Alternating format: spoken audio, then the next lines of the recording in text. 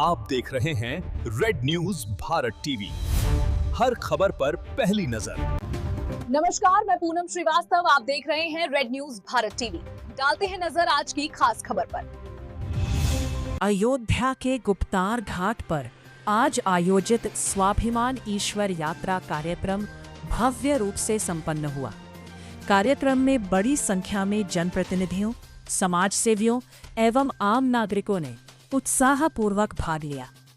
यह आयोजन वीर शिरोमणि महाराणा प्रताप की जयंती के अवसर पर किया गया, जहां उन्हें श्रद्धांजलि अर्पित की गई। कार्यक्रम में मुख्य अतिथि के रूप में बृजभूषण शरण सिंह उपस्थित रहे।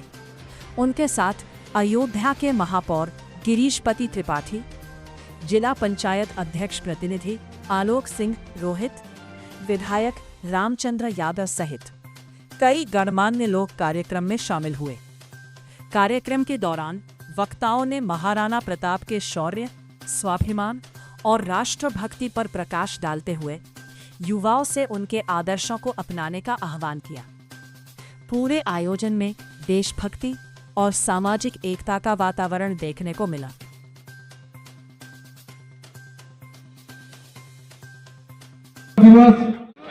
अपने इस देश के समाज के स्तंभ थे, लोगों के अभिभावक आदरणीय श्री बृजभूषण शरण सिंह जी का उनका स्वागत कर रहे हैं हमारे पूरे संगठन तरफ से। आदरणीय टिल्लू भैया, आदरणीय रोहित सिंह जी से राम निकले थे, कथा विस्तार से हमारे गुरुजी कहेंगे। लेकिन अयोध्या से निकलने के बाद उन्होंने सहयोग लिया तो किसी राजा का नहीं लिया। पहली बार बंगाल में बीजेपी की सरकार बनी है, कैसे देखते हैं नेताजी, क्या कहेंगे? भैया यार है, पूरा देश खुशी से झूम रहा है। मेरे भाई बंगाल में भारतीय जनता पार्टी की सरकार बनने से पूरा देश प्रसन्न है, खुश है। पीछे करो, ये किसकी आईडी है? योगी मंत्रिमंडल का विस्तार होने वाला है, फिर चर्चाएं चल रही है, कैसे देखते हैं? इसके बारे में मुझे कोई जानकारी नहीं। नेताजी, आज आप यहाँ आए थे, माल्यार्पण किए, कैसा कार्य? यहाँ के एक समिति है, कुछ उत्साही नवयुवक हैं जिन्होंने महाराणा प्रताप की जयंती, हमको लगता है प्रथम बार यहाँ पर कार्यक्रम किया है और ये बहुत अच्छा स्थान गुप्तार घाट पर बना है। इसमें योगी जी का भी विशेष योगदान है। उसी पर कार्यक्रम हुआ और उस कार्यक्रम में मुझे आज आने का मौका मिला महाराणा प्रताप की जयंती के अवसर पर। नेताजी, नदी नगर में कोई कुश्ती होने जा रही है, क्या कार्यक्रम है मुझे जानकारी नहीं। जयंती के अवसर पर मैं पूरे देशवासियों को बधाई देता हूं, शुभकामनाएं देता हूं। आज ये जो महाराणा प्रताप जी की पूरे देश में नहीं पूरे विश्व में शौर्य गाथा, आज हम सभी, आज के नौजवान, आज का जो ये परिवेश है वो हम सबके लिए प्रेरणादायी है। और आज का ये जो आयोजन रहा, बहुत ही सफल आयोजन रहा। हमारे 80% युवा साथी आज इस कार्यक्रम में उपस्थित रहे। ये महाराणा प्रताप जी युवाओं के प्रेरणा स्रोत हैं और हमको उनके बताए हुए रास्ते पर, उनके दिए गए मार्ग पर हमको चलने की आवश्यकता है। हमको समाज के लिए जीने की आवश्यकता है, हमको सबको साथ लेकर चलने की आवश्यकता है, क्योंकि समाज तभी आगे बढ़ेगा जब हम सबको साथ लेकर चलेंगे। सबका साथ सबका विकास तभी संभव है, देश तभी आगे बढ़ेगा जब पूरा समाज एक होकर काम करेगा और देश को आगे बढ़ाने में अपना सहयोग करेगा। अच्छा, आज अपने में एक और अच्छा दिन होगा, आज पश्चिम बंगाल में आज शपथ ग्रहण है, उसको लेकर क्या है? मैं आज निश्चित ही ये आज का दिन बहुत अहम है और भारतीय राजनीति के लिए बहुत अहम दिन है। पहली बार पश्चिम बंगाल में भारतीय जनता पार्टी की सरकार बनी है और शुभेंदु अधिकारी जी वहाँ के मुख्यमंत्री बने हैं। मैं बधाई देता हूँ, शुभकामनाएं देता हूँ। ये एक तरह से देखा जाए तो अखंड भारत का एक नया स्वरूप तैयार हो रहा है और आने वाले दिनों में आपको अखंड भारत का ये स्वरूप और बड़ा होगा और पूरे देश में भगवा लहराएगा। भारतीय जनता पार्टी की सरकार होगी। और मेरा ये कहना नहीं है, एक ही चीज़ कहना है कि सबका साथ सबका विकास।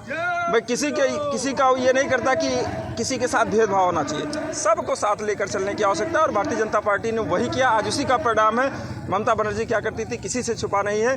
लोग अपने घरों को छोड़कर बाहर जाने पे मजबूर थे, वहाँ सुख से चैन से रह नहीं सकते थे और उसका आज ये परिणाम है आपके सामने है कि ममता बनर्जी पूरी तरह से नेस्तनाबूद हो गई, यहाँ तक कि अपनी भी सीट हार गई। इससे ज़्यादा दुर्भाग्य और कुछ नहीं हो सकता है।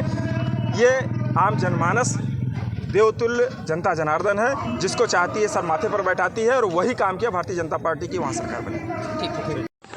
हमारे राष्ट्र के नायक महाराणा प्रताप के जन्म दिवस के अवसर पर आज यहाँ पे नौजवानों ने एक बहुत अच्छी शौर्य यात्रा निकाली। तो पहले तो बात तो नौजवानों का अभिनंदन कि अपने महापुरुषों के स्मृति में इस तरह का कार्यक्रम उन्होंने किया। यह देश ही नहीं, पूरी दुनिया जब वीरता की, शौर्य के, पराक्रम के, राष्ट्र के प्रति समर्पण के किसी सर्वोच्च उदाहरण की तरफ देखेगी तो उसे महाराणा प्रताप के जीवन के प्रति देखना पड़ेगा। जब सारे लोग, सारी रियासतें, सारे लोग अकबर के सामने समर्पण कर चुके थे, उस समय महाराणा प्रताप ने राष्ट्र प्रेम की भावना के साथ घास की रोटी खाना स्वीकार किया, लेकिन अकबर के सामने झुकना नहीं स्वीकार किया। ये है मातृभूमि सब कुछ है, राष्ट्र ही कुछ है, सब कुछ है।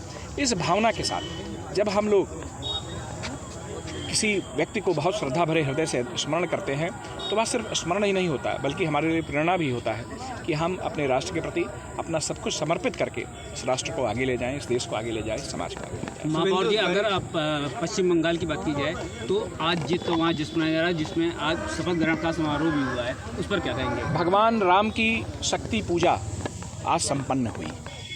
हमारे भगवान शक्ति के उपासक थे और आज माँ काली की धरती पर भगवा लहराया जा रहा है।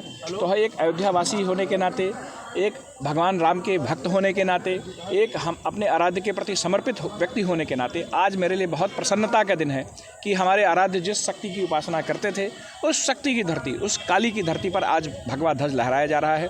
भारतीय जनता पार्टी के उन महान कार्यकर्ताओं को प्रणाम है जिन्होंने अपने समर्पण के साथ, विचारों के प्रति अपने लगाव के साथ आज वह असंभव को संभव करके दिखाया और पश्चिम बंगाल में भगवा ध्वज लहराया।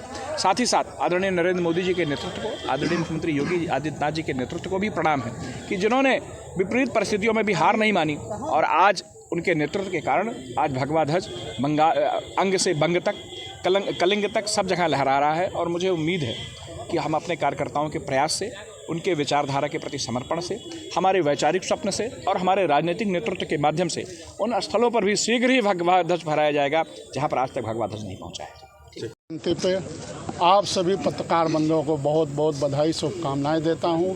इसी के साथ गुप्तार घाट स्थित अखिल भारतीय क्षत्रिय कल्याण परिषद द्वारा हर वर्षों की भांति इस बात भी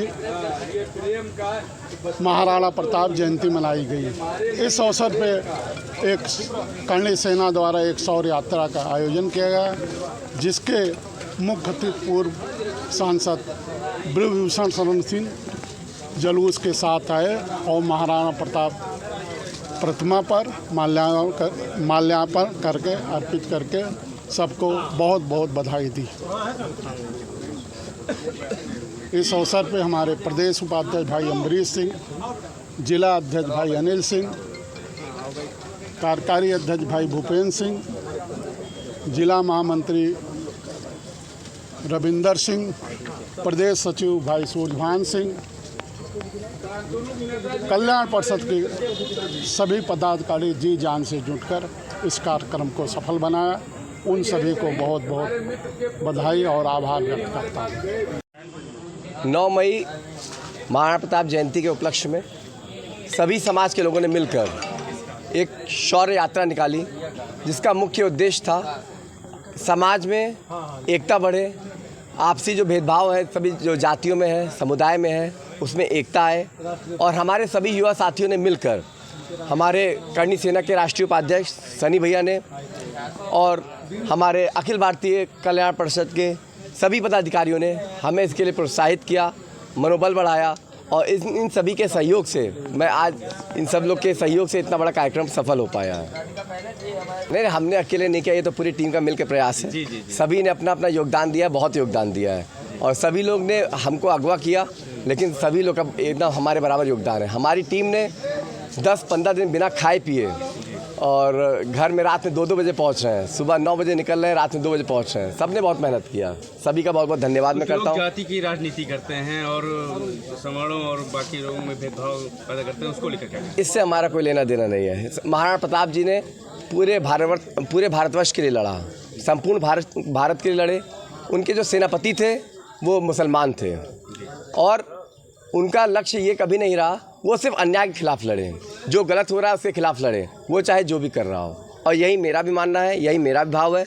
इसीलिए समाज के सभी लोग जुड़कर इस भव्य यात्रा को सफल बनाए हैं। युवाओं को क्या संदेश देंगे? जैसे कि अभी नेताजी ने कहा कि आजकल के युवा हैं जो सोशल मीडिया की तरफ आकर्षित रहेंगे, इसको लेकर क्या कहेंगे? सोशल मीडिया बहुत फ़ायदेमंद भी है और नुकसानदेह भी है। आप किस तरह से उसका उपयोग कर रहे हैं।